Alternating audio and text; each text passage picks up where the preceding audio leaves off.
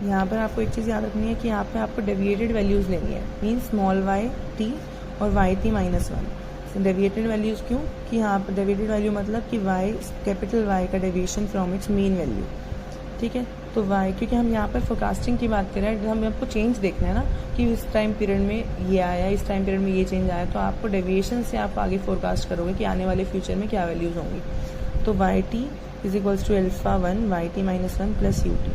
अब auto regressive process में जो आपका ये वेरिएबल है, जो आपका वेरिएबल है, इसी की आपको लैग वैल्यू लेनी है और वही आपका क्या बन जाएगा, इंडिपेंडेंट वेरिएबल। मीन्स जो डिपेंडेंट वेरिएबल है उसी की आपको लैग वैल्यू लेनी है और वो बन जाएगा आपको इंडिपेंडेंट वेरिएबल। फॉर एग्जांपल जैसे मान लो हम इनकम ले रहे हैं, तो लास्ट ईयर की इनकम का इम्पैक्ट क्या पड़ता है आपकी करंट ईयर की, आपको या फिर लास्ट ईयर की कंजम्पशन का इम्पैक्ट क्या पड़ रहा है आपकी करंट ईयर की कंजम्पशन पे, कि लास्ट ईयर आपने मान लो ज़्यादा कंजम्पशन की है तो इस साल आप कम कंजम्पशन करोगे। तो इस टाइप से आपका ये डिपेंड, हम कह रहे हैं कि ये आपका क्या बन जाएगा, इंडिपेंडेंट वेरिएबल, लैग्ड वैल्यू, और जो करंट ईयर वैल्यू वो बन जाएगी आपकी current year value, deviated value वो बन जाएगी आपकी डिपेंडेंट वेरिएबल, ठीक है। तो यहाँ पर हो गया equation one shows that Y T follows first order auto regressive process.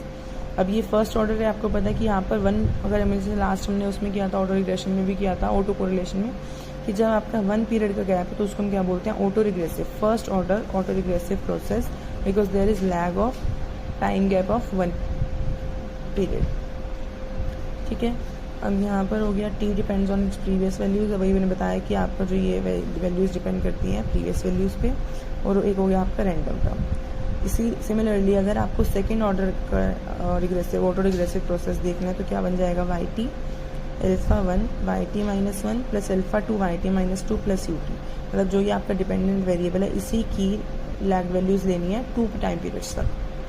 तो Y one Y T minus one Y T minus two, मतलब ये दोनों लैग वैल्यू क्या हो गई है आपकी इंडिपेंडेंट वेरिएबल, और इन दोनों का इम्पैक्ट देखना है आपको, इफेक्ट देखना है आपको वाई टी डिपेंडेंट वेरिएबल, ठीक है। जनरल और इन जनरल वी हैव, अब जनरल फॉर्म लिखनी हो तो Y T alpha one Y T minus one till Y T minus R, R मतलब हो गया कि आर पीरियड तक, ठीक है, प्लस यू टी। तो ये आपका हो गया ए आर प्रोसेस।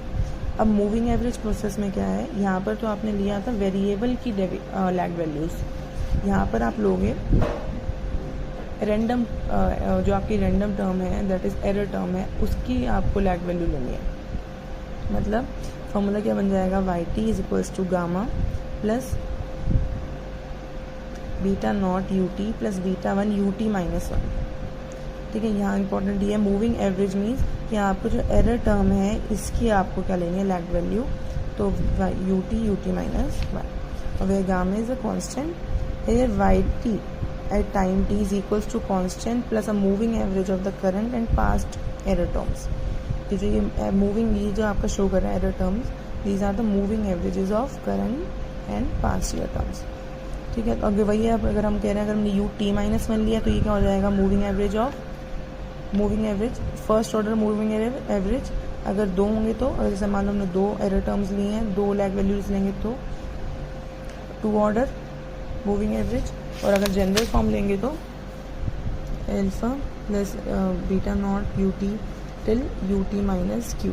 तो वह क्यू क्या हो जाएगा आपका इतने टाइम पीरियड तक, ठीक है। तो moving average process simply linear combination of white noise और एरर टर्म्स, ठीक है। तो हम कह रहे हैं जो आपके मूविंग एवरेज में आप वाइट नॉइस की यानी कि एरर टर्म्स की बात करोगे, और ऑटो रिग्रेसिव प्रोसेस में आप वेरिएबल की लैग टर्म्स के बारे में बात करोगे। तो ये दोनों हो गया आपका ऑटो रिग्रेसिव। तो अब इसी से आपका बना है, पहले होगा आपका सी जो मॉडल है वो है A R M A, that is auto regressive moving average model. इसमें सिंपली बस क्या है, इन दोनों का समेशन, काइंड ऑफ समेशन की, जो आपका ये था Y T is equals to lambda plus alpha one Y T minus one plus beta not U T plus beta one plus U T minus one. मतलब आपने क्या करा, दोनों जो कॉम्बिनेशन है ये, तो दोनों ए आर मॉडल और मूविंग एवरेज मॉडल, उन दोनों का कॉम्बिनेशन दिखा दिया, ठीक है। जनरल फॉर्म भी लिख दिया आपने, तो ये हो गया आपका A R M A model. और आर क्या है यहाँ पे, डिग्रीज आपकी, आर क्या है यहाँ पे, इतना टाइम पीरियड वो है आपका, आर शो कर रहा है आपका टाइम पीरियड या टाइम लैग वैल्यूज़ ऑफ जो वेरिएबल है उसका, जो आपका वेरिएबल डिपेंडेंट वेरिएबल है, जो इंडिपेंडेंट वेरिएबल है उसकी डिग्री शो कर रहा है कि उसका टाइम पीरियड शो कर रहा है। और जो क्यू है वो शो कर रहा है जो आपकी एरर टर्म जो वाइट नॉइस था उसकी आपकी टाइम पीरियड शो करता है। ठीक है, अब आपका आ गया एरिमा मॉडल जो सबसे इम्पॉर्टेंट है। इफ़ वी अच्छा यहाँ पर आप वाई टी है, आप बोल रहे होंगे कि Y T capital Y T है और हमने यहाँ मॉडल में स्मॉल वाई टी लिया है, तो आप स्मॉल वाई टी भी ले सकते हो और कैपिटल वाई टी भी ले सकते हो। बिकॉज आपकी अगर जब आप वाई बार लोगे यहाँ पर, जब आप यहाँ लिखोगे वाई बार लोगे तो वो अल्टीमेटली कैंसिल आउट ही हो जाएगा, क्योंकि मीन क्या रहता है यहाँ पर, वो मीन तो कांस्टेंट ही रहेगा ना। तो हम कह रहे हैं यहाँ पर आपका जो वाई टी है वाई बार होगा वो कैंसिल आउट हो जाएगा, इसलिए आप कैपिटल वाई भी लिख सकते हो और स्मॉल वाई भी लिख सकते हो। ठीक है, अब आता है आपका लास्ट एरिमा